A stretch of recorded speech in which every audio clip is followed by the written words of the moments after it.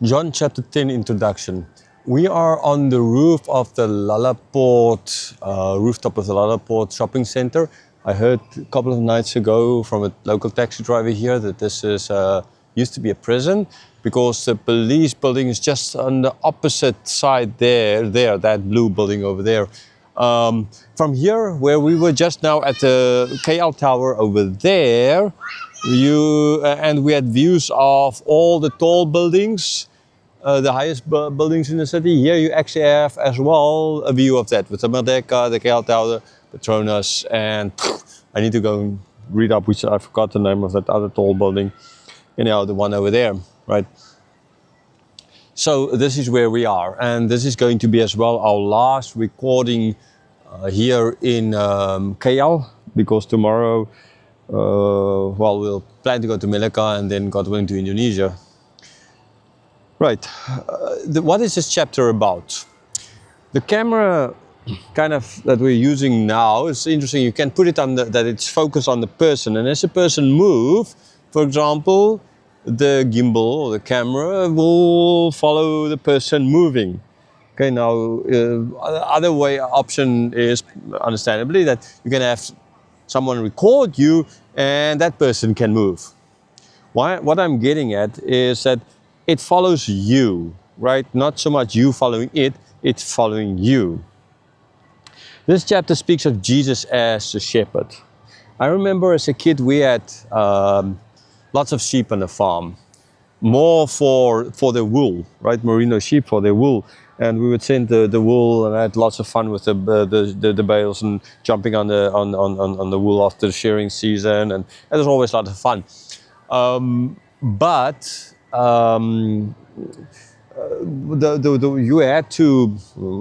had to organize the sheep, and we had a lot of them. The way we did it, we had sheepdog, and we had other people shepherding the sheep from back. But there were always a few lambs the ewes died either at childbirth or something happened, and we had to ultimately take care of these lambs. And I remember as well how we would take the milk bottles and then we would feed the lambs. And then the lamb would literally, those lambs would follow you, okay? You won't follow them. You won't need to send shepherd dogs to shepherd them. They will be following you. Now, I can't remember if they knew my voice or anything like that, but I knew they would follow me. Because I was the one who would, well, not only me, but a number of times I did, which is nice, right? Now, the whole concept that Jesus here is speaking of being a shepherd is more that kind of concept where you are following him. They say so in the Middle East as well. In those days, people say they used to follow the shepherd, right? They didn't have the shepherd dogs. They were not like in Russia as well, and the horseback, or in the outback there in Australia. The sheep knew the shepherd, they followed their voice. Jesus speaks of it in this. He mentioned in this chapter as well two other I am statements. I'm the door and I'm the good shepherd. I'm the good shepherd, Psalm 23, Psalm 22 if you in the Russian Bible. It's just that they combined two psalms earlier together, and so therefore it's not 23 but 22. But again, that's not so much the point. So there's two I am statements in here. And Jesus as well in this chapter again claims to be God, clearly. And they're going to try and kill him again. Jesus speaks of knowing, right? That he knows who he is. He knows the Father, right? And then therefore he can't do all these things. He can't say all these things. This is really, and that's as well a very nice chapter, because in certain sense it's a little bit very philosophical, but because he wrote to people like that, right? They wrote to the leadership, that were the kind of people they were, so they would have loved to read as well in this kind of a style, right? The whole book is in that style, this chapter very much so. And so after Jesus again claimed to, and they understood that he's claiming to be God. And then Jesus gave just an interesting thing. He said about the fact that, well, in the Old Testament, God called humans gods. And that was kind of fine. Now, sure, we understand because of why he did is because of the tasks, like judges, right? They had a delegated task by God. So they were fulfilling a God-like task. And therefore, but the point that Jesus was making is not that he isn't God, but the point is trying to make that these guys Jesus calling himself God, a God, right? And they were willing to kill him, but they had no justification for that, because even in the Old Testament they would Moses called people gods, kind of, right? And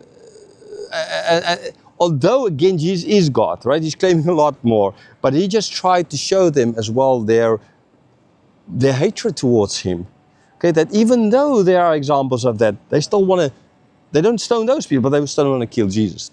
But yes, Jesus didn't stop there, because he would then claim that he and the Father is one right after that. And now, sure, I mean, you can't get away from that one. No way, right? He is clearly, again, claiming God. We've seen in the previous chapter the blind man worshiping Jesus. So we know for a fact that John is not no beating around the bush. Jesus is not beating around the bush. He is God, full stop, right? And it is important ultimately, right? And so again, they're going to try and kill Jesus.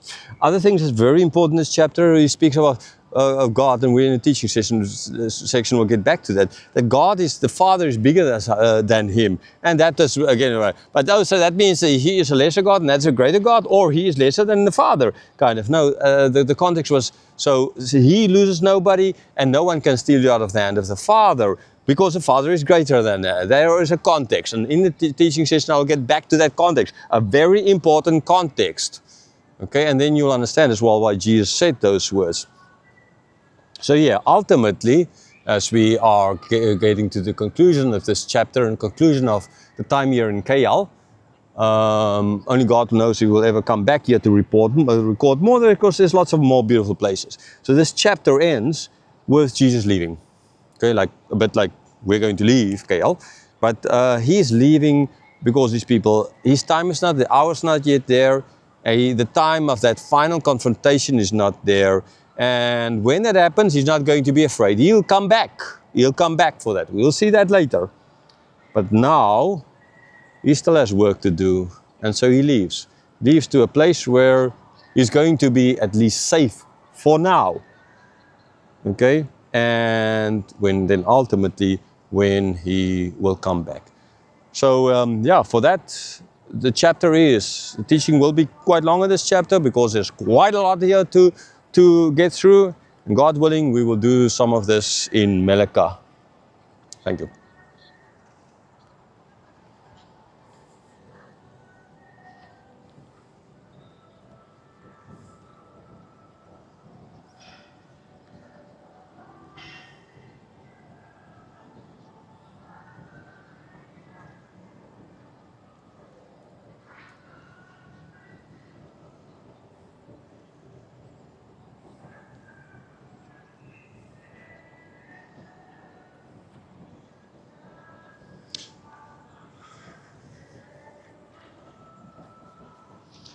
Goodbye, KL. See you again, God willing.